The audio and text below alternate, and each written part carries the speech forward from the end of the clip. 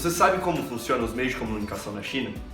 Hoje tentaremos entender como os meios de comunicação conversam com a liberdade de imprensa num país que tem um regime comunista. Primeiramente, precisamos compreender que na China existe um regime comunista implantado em 1949 por Mao Tse-tung. Depois de uma guerra civil, o Partido Comunista Chinês assumiu o controle do país. A partir disso, podemos contar a história da comunicação da China, dos dias de 1949 até os dias de hoje, dividida em 3 etapas. A primeira etapa foi implantada junto com o regime comunista em 1949, a segunda etapa em 1978 com algumas alterações, e a terceira etapa ela vem de 2000 até os dias de hoje com a abertura do mercado da China para o mundo exterior. Na primeira etapa, que foi iniciada nos anos 50 e terminada no fim dos anos 70, todos os meios de comunicação eram estritamente ligados com os governos. Cada governo ele tinha uma emissora de TV, uma emissora de rádio e um jornal, sendo que nenhum deles eram interligados, cada um era independente entre si, mas sempre respeitando a hierarquia dos governos. Na segunda etapa, é possível observar que a partir de 1978 a China começa a abrir para a comercialização das mídias. O que isso significa? Isso significa que a partir desse momento a China abre o mercado de publicidade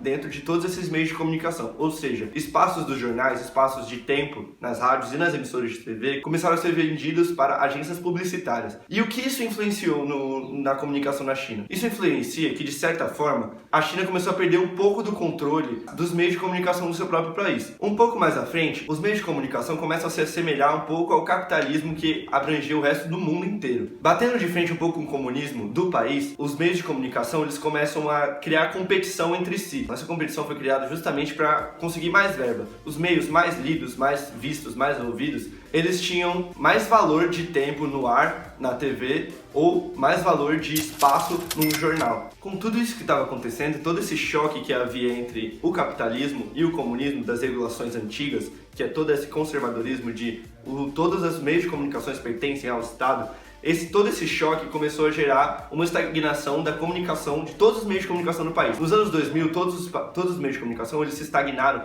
porque o governo chinês ele começou a bloquear a verba que vinha do exterior. Em busca de uma solução, o governo chinês fez o que ele sempre fez com as indústrias da China. Ele começou a fundir meios de comunicação. A partir disso, nós podemos nomear essa segunda etapa da etapa das conglomerações na China. Isso trouxe alguns aspectos positivos para o próprio governo do país. O governo do país conseguiu, juntando vários meios de comunicação em um só, elevar esses meios em um padrão no mercado internacional, conseguindo uma projeção maior internacionalmente e conseguiu evitar um pouco do capital estrangeiro dominar os meios de comunicação e assim não precisaram privatizar nenhum meio de comunicação nesse período. O que nos traz a um momento crítico da comunicação na China, que vários correspondentes, várias mídias internas, elas estão sendo silenciadas. O caso mais recente foi de uma repórter do BuzzFeed, que foi mandada embora da China neste ano de 2018. Na China existe o Clube de Correspondentes Estrangeiros. Esse clube é uma organização que regula todos os estrangeiros correspondentes que estão na China para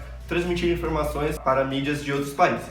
O que aconteceu? Essa ação foi tomada pelas mídias de todos os outros países que não apoiam o regime comunista da China como uma forma de censura aos correspondentes e à mídia externa no país. Para termos uma maior noção do que acontece com os correspondentes e com a mídia local e estrangeira no país, nós entrevistamos o ex-correspondente do Sport TV, Edgar Alencar.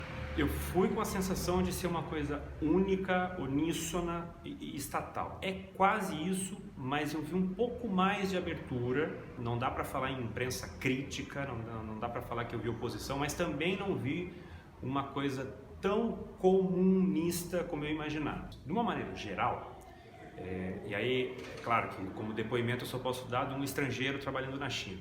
O Estado se faz presente de uma maneira muito constante na sua cabeça. Você é um estrangeiro lá, quando você chega, você passa por uma burocracia muito grande para que você tenha uma licença e aquilo é meio que o seu salvo-conduto. Você está na rua com uma câmera ou com um gravador ou claramente atuando como jornalista, você pode ser abordado, e você é abordado, é muito comum pela guarda municipal, por alguma força, né, de polícia, e aquilo pelo menos é uma coisa que você diz, olha, eu tenho licença para trabalhar. Trabalhar com jornalismo na China, sendo estrangeiro, é uma experiência cotidianamente antropológica.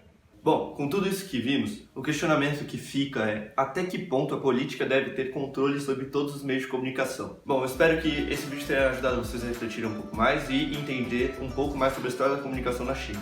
Muito obrigado.